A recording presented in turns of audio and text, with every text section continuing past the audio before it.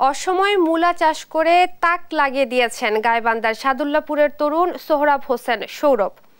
1 বিঘা জমিতে উন্নত জাতের মূলার উৎপাদনও হয়েছে বাম্পার। প্রধানমন্ত্রীর 1 ইঞ্চি জমিও ফাঁকা না রাখার আহ্বানে উদ্বুদ্ধ হয়ে পরিকল্পিত চাষাবাদে সৌরভের এই উদ্যোগ মডেল হতে পারে বলে মনে করেন সংশ্লিষ্টরা।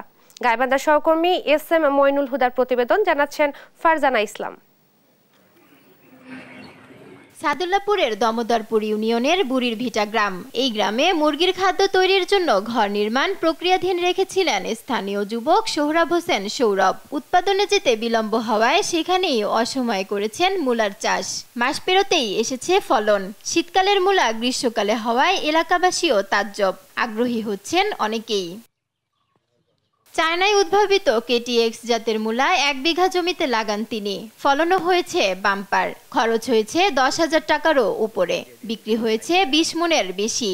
150 মন মূলা উৎপাদনের আশা তার। শীতকালীন যেটা সবজি মূলা, এটা গ্রীষ্মকালীন সবজিতে রূপান্তরিত করা এবং সফলভাবে চাষ করে আমি প্রথমবার এটা সফল হয়েছি। তো বাজার দর এখন যেটা আছে 800 থেকে 1000 টাকা, তাতে করে মোটামুটি লাখখানেক টাকা ইনকাম করার সুযোগ আছে অল্প সময়। অসময়ে মূলা চাষের এই উদ্যোগে খুশি কৃষি বিভাগ। ওই জমির 4 থেকে 5টি মূলা 1 কেজি এবং তা বাজারে 20 থেকে 25 টাকা দরে বিক্রি হচ্ছে বলে জানান কৃষি কর্মকর্তা।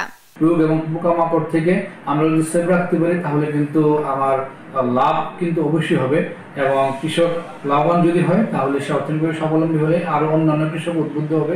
সৌরভের মতো পরিকল্পিত চাষাবাদ করা গেলে কৃষি অর্থনীতি চাঙ্গা হবে বলে মনে করেন কৃষি সংশ্লিষ্টরা।